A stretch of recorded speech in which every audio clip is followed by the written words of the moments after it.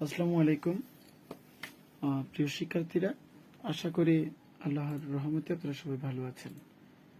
আজকে আমি তোমাদের কাছে নিয়ে আসছি আলোর প্রতিসরণ এর বাকি যে গাণিতিক সমস্যা সেগুলা। এর আগে আমি এর থিওরি প্রমাণ আমি করাইছিলাম। তোমরা অবশ্যই সবাই সে প্রমাণটা ভালো করে দেখবে। আমি যে প্রমাণটা করেছিলাম সেটার উপর আমি একটা অঙ্ক করাবো বলছি আজকে। আমি ওই ধরনের একটা অঙ্ক আজকে তোমাদেরকে আমি উপস্থাপন করছি। দেখো প্রিয় শিক্ষার্থীরা, একটা গাণিতিক সমস্যা দেওয়া আছে। সেটি হচ্ছে কি, একটি প্রিজমের প্রতিসরণাঙ্ক √2 হলে এর ন্যূনতম বিচ্যুতি কোণ কত, বা ন্যূনতম বিচ্যুতি কোণের মান কি করতে হবে, নির্ণয় করতে হবে। কেমন? তাহলে দেখো আমরা অঙ্কে চলে যাই সরাসরি। আমাদের কি কি দেওয়া আছে দেখো তো। যেহেতু এটা বিভিন্নভাবে আসতে পারে, কেমন, যেহেতু সমবাহু প্রিজম, এখানে শুধু প্রিজম দিতে পারে, সমবাহু প্রিজম দিতে পারে, একটা প্রিজমের কোণ 60 ডিগ্রি এরকমও দেওয়া থাকতে পারে। কেমন? ন্যূনতম একটি প্রিজমের কোণ 60 ডিগ্রি এভাবেও দেওয়া থাকতে পারে। তোমরা এটা অনুসরণ করবে। তাহলে যেহেতু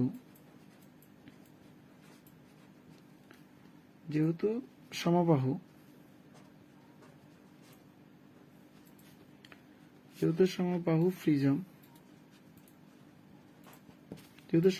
প্রিজম, তাহলে প্রিজমের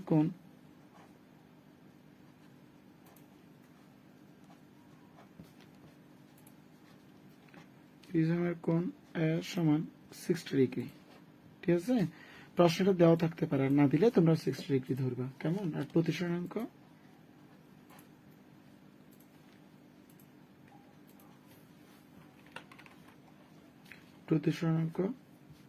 মিউ সমান √2, যেটা আমাকে √2 দেওয়া আছে, এবং আমাকে নির্ণয় করতে বলছে ন্যূনতম বিচ্যুতি কোণ। কেমন? তাহলে ন্যূনতম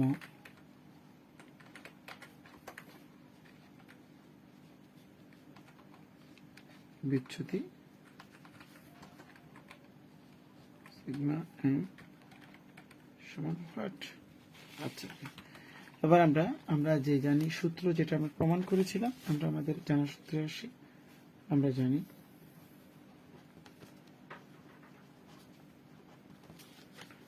জানি মিউ সমান sine A plus sigma M divide by 2 sine A divide by 2। কেমন? তাহলে আমাকে মিউ এর মান দেওয়া আছে না, মিউ এর মানটা আমাকে দেওয়া আছে। তাহলে বা মিউ এর মান হচ্ছে √2। আচ্ছা, এদিকে আসি, আমরা এদিকে আসি সাইন। আচ্ছা, এর মানটা কত পেয়েছি আমরা? 60 degree.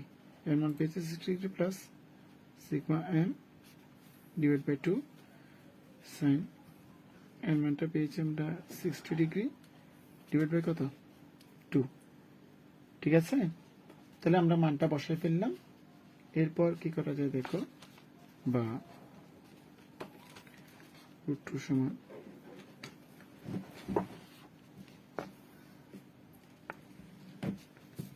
Sign 60 degree plus sigma M divide by কত? 2। কেমন? এদিকে 60কে যদি আমি 2 দিয়ে ভাগ দিই, তাহলে আসবে সাইন কত ডিগ্রি? 30 ডিগ্রি।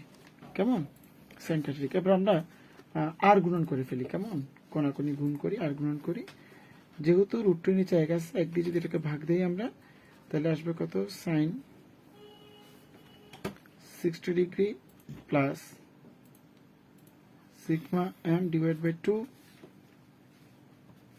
আচ্ছা, এ পাশে চলে আসবে সাইন 30 ডিগ্রি ইন্টু √2। ঠিক আছে? আচ্ছা, তাহলে আমরা যা করতে পারছি তা হচ্ছে, মনে করি দিকে আছে সাইন, সাইনের সাথে এটা পুরোটাকে 60 degree plus divide by 2 sine 30 degree মান হাফ, সাইন 30 ডিগ্রি মান কত, হাফ গুণ √2। এর একটা বিষয় দেখো, √2 2 এর সাথে যদি আমি কাটাকাটি করতে চাই তাহলে কি আসবে দেখো, পাবো sine 60 degree m divide by 2। আচ্ছা, 2 কে আমি কি লিখতে পারি, √2 ইন্টু √2 লিখতে পারি, কেমন, গুণ √2। তাহলে একটাতে একটাতে যদি কাটাকাটি যায় তাহলে আমি পেয়ে যাবো কত, sine 60 degree plus m divide by কত, 2 পাবো, আর এই ক্ষেত্রে মানটা পাবো √2। যদি এটা এটা কাটাকাটি গেলো 1/√2, এটা মান পাবো কত, 1/√2। আবার একটা জিনিস মনে রাখতে হবে, কেমন, এটা 1/√2 পেলাম না, আমি একটু কেটে পাশে বসানোর চেষ্টা করছি। এই এটাতে কাটা, তাহলে এখানে আর উপরে থাকে 1 আর নিচে থাকে √2, কেমন, এবার স্পষ্ট করে লিখলাম। তাহলে বা এপাশে আমি আবার লিখছি, এটা sine 60 degree divide by sigma m divide by 2, 1/√2। আমার কথা হচ্ছে সাইনটা উভয় পক্ষ থেকে এপাশে একটা সাইন এনে, সাইনে কি করতে হবে, আমাকে কাটা দিতে হবে, তাই না? তো সেহেতু এই জায়গায় আমরা 1/√2 এর জায়গায় সাইন 45 ডিগ্রি লিখতে পারি, সাইন 45 ডিগ্রি, সাইন 45 ডিগ্রি। কেন? যেহেতু সাইন 45 ডিগ্রি সমান 1/√2, ঠিক আছে, এই কারণে আমরা এটা লিখতে পারি। ওকে, এখন দেখো উভয় পক্ষ থেকে সাইনে কাটা যায়, উভয় পক্ষ থেকে কি কাটা যায়, সাইন কাটা যায়, থাকবে 60 degree plus sigma m divide by 2 by বাই কি থাকবে, 45 ডিগ্রি থাকবে, 45 ডিগ্রি। আচ্ছা, 45 ডিগ্রি যদি থাকে, 45 ডিগ্রি থাকবে। এখন আবার কি গুণন করব, আমাদের আবার কি করতে হবে, আর গুণন করতে হবে। যদি আমি আবার আর গুণন করি তাহলে দেখো, আবার যদি আর গুণন করি কি আসে, তাহলে বা এদিকে থাকবে 60 degree plus m 45 into 2, 45 degree into কত, 2, তার মানে কত দেখা যায়, 60 ডিগ্রি প্লাস m ইন্টু কত ডিগ্রি, 90 ডিগ্রি, বা সিগমা m সমান 90 ডিগ্রি মাইনাস 60 ডিগ্রি। এই পাশে প্লাসে আসছে, এই পাশে আসলে কিসে হয়, এটা মাইনাসে হয়ে যায়, কেমন, তাহলে সমান 30 ডিগ্রি। তাহলে সুতরাং ন্যূনতম বিচ্যুতি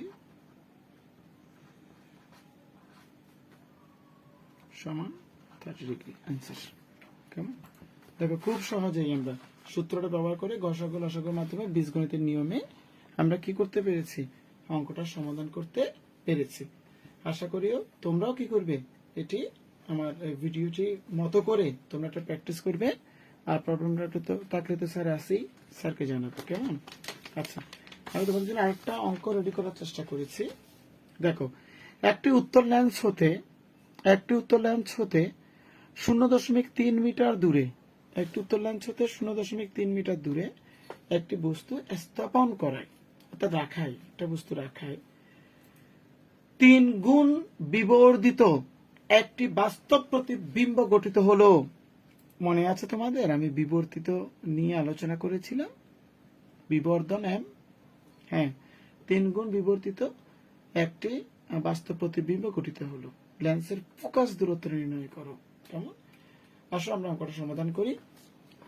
অঙ্কটা সমাধান করলে তোমরা অতি সহজেই এই ধরনের অঙ্কগুলো করতে পারবে, যেহেতু আমি আগেও কিছু অঙ্ক দিয়েছি আর বাকিটা এখান থেকে দিচ্ছি, কেমন। তাহলে এখানে বস্তুর দূরত্ব দিয়েছে না, বস্তুর দূরত্ব ইউ সমান 0.3 মিটার, 0.3 মিটার, 3 মিটার।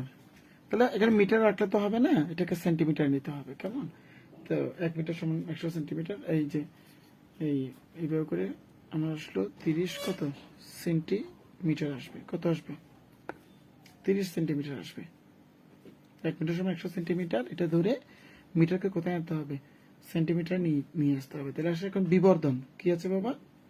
বিবর্ধন। তাহলে যদি বিবর্ধন আসে, বিবর্ধনকে আমরা বলছি এম। বিবর্ধন হচ্ছে 3। এখন ফোকাস দূরত্ব আসবে। এরপর কি আসবে? ফোকাস দূরত্ব। ফোকাস দূরত্ব এফ সমান হোয়াট? ফোকাস দূরত্ব এফ সমান হোয়াট? কেমন? এই জিনিসগুলো আমাকে দেওয়া আছে। বস্তু দূরত্ব ইউ সমান হচ্ছে কত? 0.3 মিটার। মিটারকে আমরা সেন্টিমিটার নিয়ে গেলাম। আমরা জানি 1 মিটার সমান 100 সেন্টিমিটার। 100 দিয়ে ভাগ দিলে এটাকে 30 সেন্টিমিটার হয়ে যাবে। গুণ দিলে এটা 130 সেন্টিমিটার হবে। বিবর্ধন তোমার এম সমান 3 গুণ হবে, সেজন্য 3। বিবর্ধন এম সমান 3, ফোকাস দূরত্ব এফ সমান হোয়াট? আচ্ছা, তাহলে বিবর্ধনের সূত্রতে এখানে বি এর মানটা দেওয়া নাই, এফ এর মানটা তো আমাকে নির্ণয় করতেই হবে। ইউর মান দেওয়া আছে, ভি এর মান দেওয়া নাই। তাহলে ভি এর মানটা আমরা কোথা থেকে নির্ণয় করব? আমরা জানি থেকে বিবর্ধনের সূত্র থেকে আমরা কি করব? ভি এর মানটা নির্ণয় করব। আমরা জানি এম সমান বি বাই ইউ। আমি গতবার সেটা তোমাদেরকে বলেছিলাম। তাহলে আমার দরকার কার মান? ভি এর মান। কেমন? তাহলে বি এর মান যদি এদিকে আমি ভি আসে, তাহলে এটা হচ্ছে এম ইউ। ওকে, তাহলে সমান এম এর মান হচ্ছে 3, ইউর মান হচ্ছে 30 সেন্টিমিটার। কত? 30 সেন্টিমিটার। তাহলে সমান 90 কি হবে? সেন্টিমিটার হবে। কেমন? খুব সহজে আমি কার মান পেয়ে গেলাম? বি এর মানটা পেয়ে গেলাম। তাহলে সুতরাং বি সমান 90 সেন্টিমিটার। কত সেন্টিমিটার? 90 সেন্টিমিটার। কেমন? এবার ওই যে আমার চিরচেনা যে সূত্রটা, সেটাতে আমরা লিখবো যে আবার আমরা জানি। কেমন? আবার আমরা জানি 1 by V plus 1 by U equal 1 by F. Equal 1 by কি? এফ। কেমন? আমরা মানগুলো বসাই দিই। তাহলে আমার দরকার কার মান? এফ এর মান না? তাহলে এফ কে আমি এই পাশে রাখি, 1 বাই এফ। বাকিগুলোকে এই পাশে নিয়ে আসি, 1 by B plus 1 by U. কেমন? তাহলে বা 1 বাই এফ সমান বি এর মান কত পাইছি আমরা? 90 ডিগ্রি। কেমন? এটা মান পাইছি কত? 30। এই যে 30 সেন্টিমিটার। এবার আমরা কি করব? লসাগু করব। কেমন? 1 বাই এফ আমরা লসাগু করব 90 ডিগ্রি। 90 এবং 30 এর লসাগু হচ্ছে কত? 90। 90 এবং 30 এর লসাগু কত? 90। কেমন? যদি 90 হয়, 90 কে 90 দিয়ে ভাগ দিলে 1। এই ভাগ করার সঙ্গে উপরের লব গুণ করলে 1 একে 1 প্লাস 30 90 এর কাছে 3 বার যায়। তাহলে এই 3 দিয়ে আবার উপরে 1 কে গুণ, 3 একে কত? 3। ওই লসাগুর নিয়ম আর কি, লসাগুর নিয়মেই করে ফেলবে তোমরা। কেমন? 1 বাই এফ সমান আসলো 4 বাই 90। কি আসলো? 4 বাই 90। যে আবার কোনাকুনি গুণ করবো, আমার এফ দরকার। এফ দরকার হলে কি করবো? দেখো, 4f 19 একে 90। তাহলে বা এ পাশে যদি আমি এফ রাখি, তাহলে 90 ডিভাইড বাই কত? 4। 90 ডিভাইড বাই কত আসে? 4 আসে। কেমন? যদি 90 ডিভাইড বাই 4 আসে, তাহলে আমরা কি করতে পারি এখন? তাহলে সুতরাং এফ সমান 22.5 সেন্টিমিটার। এটা সেন্টি কি? মিটার। তাহলে সুতরাং ফোকাস দূরত্ব 22.5 সেন্টিমিটার। ওকে, আনসার। এটা খুব সহজে, এই যে আমি বললাম, প্রথমে যদি আমাকে ইউর মান বা এফ এর মান বা ভি এর মান দেওয়া না থাকে, ওখানে তো একটা নির্ণয় করতে হবে আমাকে, তাই না? তাহলে আর দুটোর মান দেওয়া থাকবে, হয় এফ নতুবা ইউ নতুবা ভি। এটা নির্ণয় করতে হবে। দেখছো এখানে ফোকাস দূরত্ব নির্ণয় করতে বলছে, সেজন্য এফ। তাহলে আর বাকি থাকে কয়টা? আর দুটো বাকি থাকে, তার মধ্যে একটা দেয়া থাকবে, তো আরেকটা কোথা থেকে নির্ণয় করতে হবে? এই বিবর্তনের সূত্র থেকে নির্ণয় করতে হবে। বিবর্তন m সমান ভি বাই কি ইউ, এই মান থেকে। তো আমি এখান থেকে ভি লাগলে ভি, তারপর হচ্ছে ইউ লাগলে ইউ এবং এম লাগলে এম, এটা আমরা নির্ণয় করে রাখবো। এরপর 1/b প্লাস 1/u সমান 1/f, এই সূত্রে বসিয়ে লসাগুর মাধ্যমে আমরা আমাদের প্রত্যেকটা অঙ্কের কি করতে পারবো? সমাধান করতে পারবো। প্রিয় শিক্ষার্থীরা, আমার এইভাবেই আজকে আমার আলোর প্রতিসরণ ক্লাসটি শেষ। আগামীকাল তোমাদেরকে আমি অন্য একটি অধ্যায়ে করানোর চেষ্টা করব। হ্যাঁ, তোমরা আশা করি আমি গত ক্লাসে যে অঙ্কগুলো দিয়েছি সেই অঙ্কগুলো তোমরা প্র্যাকটিস করবে, এবং আজকে যেগুলো করাইছি আমি সেগুলো তোমরা কি করবে? ভালো করে প্র্যাকটিস করবে। আগামীকাল ক্লাসটা খুব গুরুত্বপূর্ণ। আজকে তোমরা আগামীকাল ক্লাসটা খুবই গুরুত্বপূর্ণ। কেমন? আজকে তোমরা অনেকে ছিলে না, সেই জন্য আমি ক্লাসটা ভিডিও আকারে দিয়েছি। তোমরা অবশ্যই সেটা অনুসরণ করে নিবে, আর চেষ্টা করবে, যেহেতু শেষের দিকে আমরা চলে এসেছি, আমি সাজেশনগুলো তোমাদেরকে দিয়ে দিব। প্রত্যেকে ক্লাসে থাকার জন্য চেষ্টা করবা। এখন ফাইনাল প্রস্তুতির সময়, যাতে আমরা একবারেই আমরা আমাদের সেমিস্টার কি করতে পারি, পাশ করে যেতে পারি, ফিজিক্সে ভালো একটি মার্ক পেতে পারি, সেজন্য বেশি বেশি করে অনুসরণ করবে। তো প্রিয় শিক্ষার্থীরা, তোমাদের সবার জন্য খুব দোয়া রইল এবং সকলের সুস্বাস্থ্য ও দীর্ঘায়ু কামনা করছি। আসসালামু আলাইকুম।